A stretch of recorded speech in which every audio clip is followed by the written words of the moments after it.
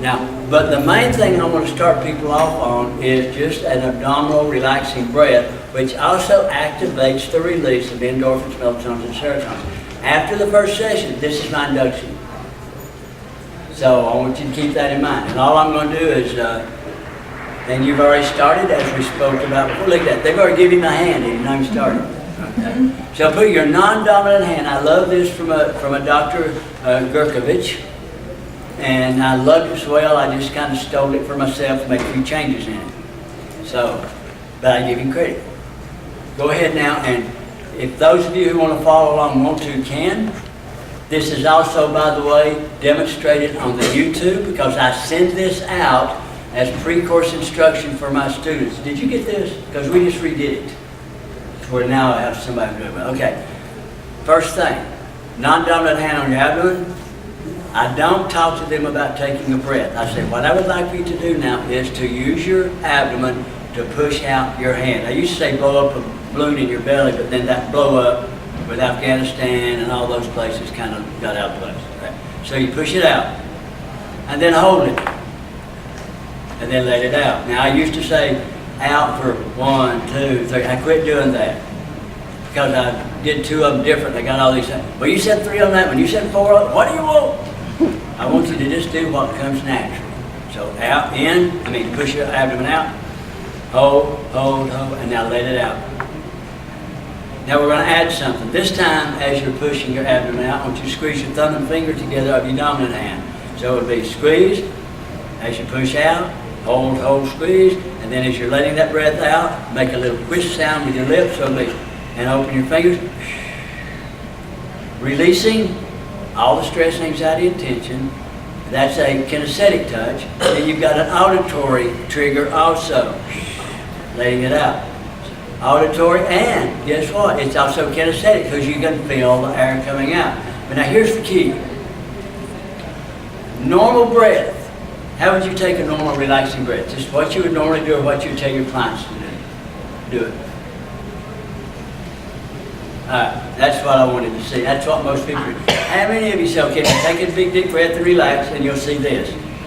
Maybe not that out, but they get up there pretty good. And they throw their chest out, so it's, well, that does not drop the diaphragm. That lifts the diaphragm up, which partially blocks the 2 lower lobes of the lungs. Here's the key.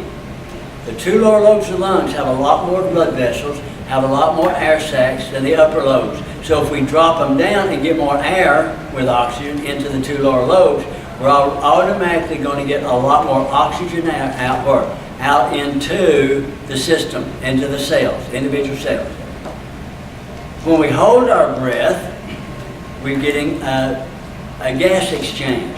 We're exchanging more O2 out, more CO2 out, more O2 in, so we're getting rid of a tension-causing gas, CO2, and we are getting in more of a relaxing, healing gas, oxygen. Oh, and by the way, for those who didn't know, oxygen, you got to have it for life. You don't live without it. It's a part of the 3 to 5 rule. Anybody here know the 3 to 5 rule? 3 to 5 minutes without oxygen, you die. 3 to 5 days without water, you die. 3 to 5 weeks without food, you die. So those is the 3 to 5 rule. Now, we've done 2 things. We've dropped the diaphragm, we've opened up the 2 lower lobes. We've held it to get a good gas exchange. But something else is happening when we do this. There is a huge nerve that flows through that diaphragm. It's called the vagus nerve. Exactly. And that vagus nerve has to do with your heartbeat, has to do with your digestive system, but it does something else. If we say we've had a vagal response, what do we expect people to do from that vagal response? Pass out. Exactly. Well, what we want to do is to create a smaller vagal response so it slows the heart down, doesn't stop it, slows the heart down, relaxes our body. And the way we do that is when that diaphragm drops, that vagus nerve gets tugged on, which then activates the release of endorphins, melatonin, and serotonin from the brain. Endorphin is what? Morphine. Serotonin is what? Huh? Relaxation. I can't hear you. Relaxation. Oh, but what's the drug that matches serotonin and what? The drug. There is a drug. Prozac. Prozac, your serotonin. And then you got your melatonin, which is Ambien, your sleep aid. So you've got mood elevator serotonin, sleep aid,